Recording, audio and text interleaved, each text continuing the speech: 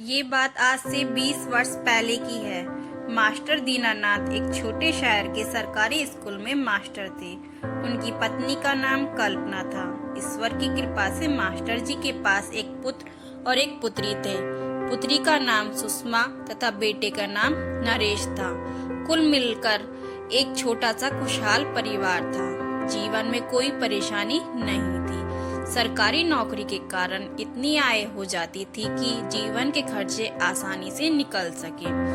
सुषमा 12वीं कक्षा में पढ़ रही थी और नरेश अभी 8वीं कक्षा में पढ़ रहा था। सुषमा को जवानी की दहलीज पर देखकर मास्टर जी और उनकी पत्नी ने उसके विवाह के संबंध में सोचना प्रारंभ कर दिया। उन दिनों लड़कियों की शादी कम उम्र में ही कर देने का रिवाज था। सुषमा पढ़ने में नरेश से अधिक बेहतर थी तथा 10वीं में भी प्रथम श्रेणी में उत्तीर्ण हुई थी। उसका आगे पढ़ने का बहुत मन था, मगर माता पिता उसकी शादी करके अपनी जिम्मेदारी से मुक्त होना चाहते थे। 12वीं कक्षा में भी सुषमा उत्तीर्ण हुई। उसी वर्ष मास्टर जी ने उसका विवाह अपने एक रिश्तेदार द्वारा बताए गए एक लड़के के साथ तय कर दिया। लड़के का नाम गोकुल था। गोकुल अपने माता पिता के इकलौती संतान था। वो एक छोटा सा व्यवसाय करता था तथा थोड़ी बहुत पुश्तैनी जमीन भी थी। कुछ ही दिन में विवाह संपन्न हो गया और तथा सुषमा अपनी ससुराल पहुंच गई। मास्टर जी और उनकी पत्नी ने चैन की सांस ली कि चलो जिम्मेदारी पूर्ण हो गई। धीरे धीरे एक वर्ष बीत गया। सुषमा अपनी ससुराल में ठीक से रह रही थी। उसी वर्ष सुषमा ने एक लड़की को जन्म दिया। सुषमा की सास को अच्छा नहीं लगा। वो पोते का मुख देखने के लिए लालायित थी, परंतु यहाँ तो लड़की का जन्म हुआ था। एक दिन मास्टर जी जब अपनी बेटी को मिलने गए, तब सुषमा की सास ने अपनी मन की बात उनसे भी कह सुनाई। हम तो लड़की की आस लगाए बैठे थे, पर ऐसा नहीं हो सका। गोकुल के पिता ने समझाया कि कोई बात नहीं, लड़की भी भगवान की ही देन है। अगले वर्ष लड़का भी जरूर हो जाएगा। मास्टर जी चुपचाप सुनकर घर वापस लौट आए। धीरे धीरे एक वर्ष और बीत गया। सुषमा एक बार फिर गर्भवती थी। सुषमा की सास ने पोते की आस में पूजा पाठ और दान पुण्य में कोई कमी नहीं करी थी। उसको पूरी उम्मीद थी कि अब की बार लड़का ही होगा, परंतु ईश्वर ने उनकी प्रार्थना नहीं सुनी और दूसरी बार भी लड़की हो गई।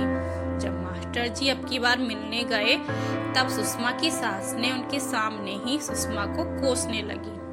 गोकुल हमारा इकलौता लड़का है। हमने तो सोचा था कि आपकी लड़की हमारा वंश आगे बढ़ाएगी, पर ये तो लड़की ही पैदा करना जानती है।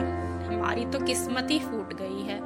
मास्टर जी ने समझाने का प्रयास किया कि इन बातों में भगवान की ही मर्जी चलती है, इसमें सुषमा का कोई कसूर नहीं है, परंतु उसकी सास कड़वे शब्द ही बोलती रही। मास्टर जी भारी हृदय के साथ घर वापस लौट आए। कुछ समय और बीत गया। एक बार सुषमा घर आई, त्यों अपने माता पिता के सामने फूट फूट कर रोने लगी। उसकी सास ने ताने मार मार के उसका जीना मुश्किल कर दिया था। पति भी अब पहले जितना प्रेम नहीं दिखाते थे। कभी कभी गुस्से में हाथ भी उठाने लगे थे। सिर्फ उसके ससुर थे जो उसको हिम्मत देते रहते थे और 2 मीठे शब्द बोल देते थे, परंतु सास के सामने ससुर की भी चलती नहीं थी। कुल मिलाकर सुषमा खुश नहीं थी। कुछ दिन बाद सुषमा तीसरी बार गर्भवती हो गई। इस बार सुषमा की सास ने ईश्वर को प्रसन्न करने के दोगुने प्रयास किए हुए थे। साधु महात्माओं के बताए हुए सभी उपाय उसने पूर्ण किए थे। कई तरह के ताबीज भी बांध दिए थे। मास्टर जी और उनकी पत्नी भी इस बार ईश्वर से हाथ जोड़कर प्रार्थना कर रहे थे कि सुषमा को पुत्र रत्न की प्राप्ति हो जाए। धीरे धीरे सुषमा के प्रसव का समय नजदीक आने लगा। सबके दिलों की धड़कन तेज थी, परंतु इस बार भी उनके मन की मुराद पूरी नहीं हुई। सुषमा ने तीसरी बार एक लड़की को जन्म दिया था। पूरे घर में मातम छाया हुआ था।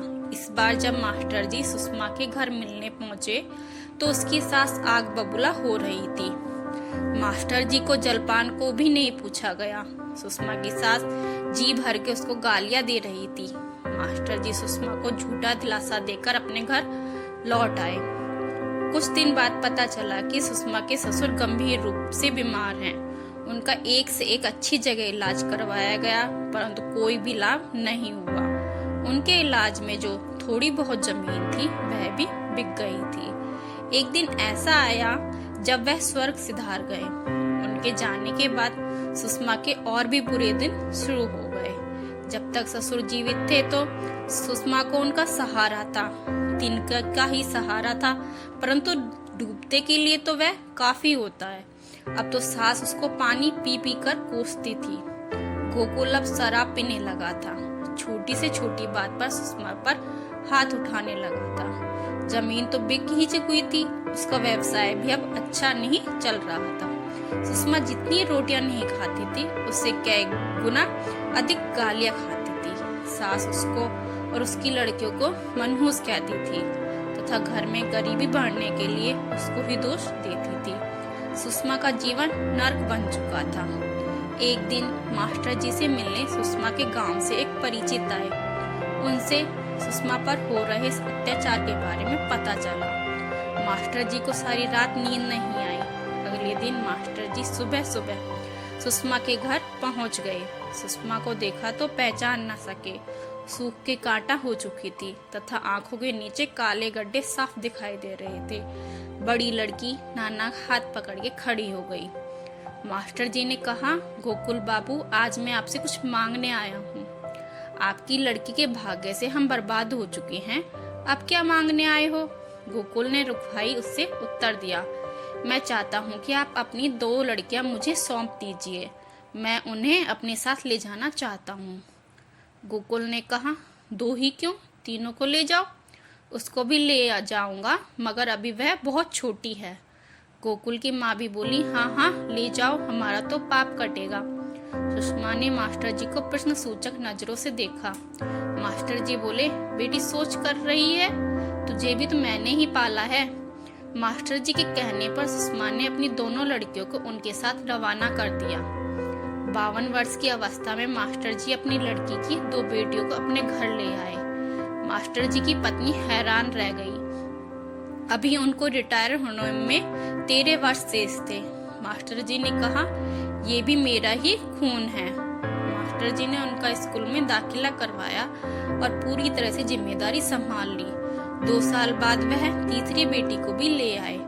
मास्टर जी का यह रूप देखकर जितने लोग भी उन्हें जानते थे वह स्तब्ध रह गए। मास्टर जी का सम्मान तो सब पहले से ही करते थे, पर अब वह सम्मान श्रद्धा का रूप ले चुका था। इस बीच सुषमा चौथी बार गर्भवती हुई। इस बार ईश्वर ने उसको पुत्र रत्न प्रदान कर दिया था। उसकी सास ने पोते का मुंह देख ही लिया। मास्टर जी बहुत धनी नहीं थे। उन्हें पता नहीं था कि वह इन लड़कियों की शादी कैसे कर पाएंगे, पर वह उनको पढ़ाते चले गए। एक मास्टर के पास जान की दौलत ही तो होती है। मास्टर जी ने लड़कियों को पढ़ाना ही अपने जीवन का उद्देश्य बना लिया था। लड़कियां भी पढ़ाई में अपनी माँ की तरह ही तेज थी।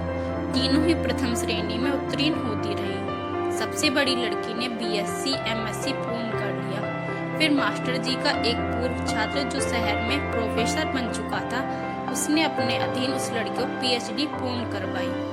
अब उस लड़की के नाम के आगे डॉक्टर लग गया। आज वो लड़की भी बड़े कॉलेज में प्रोफेसर बन चुकी थी है और उसकी शादी अपने साथ ही PhD करने वाले एक लड़के से हो गई। जहाँ पैसे के 1 रुपये की मांग भी लड़की की शादी में नहीं की गई। दूसरी लड़की ने बहुत कम फीस पर एक सरकारी इंजीनियरिंग कॉलेज से पढ़ाई पूर्ण की। आज वो देश की सबसे बड़ी कंपनी धीरूभाई अंबानी की रिलायंस कंपनी में कार्यरत है। उसका विवाह भी एक कंपनी के ही सहकर्मी से बिना किसी दहेज की मांग के हो चुका है। तीसरी लड़की भी एक अच्छे परिवार की बहू बन चुकी है। सुषमा की सास अब जीवित नहीं है। गोकुल अब पहले से संपन्न है और सुषमा अब उसके साथ और बेटे के साथ सुखी है। मास्टर जी का निधन पिछले सप्ताह लगभग 80 वर्ष की आयु में हो गया। उनके साहस की और महान कार्य वह करके गए हैं, उसकी जितनी तारीफ की जाए वह कम है। उन्होंने बहुत सारे जीवन खराब होने से बचा लिए।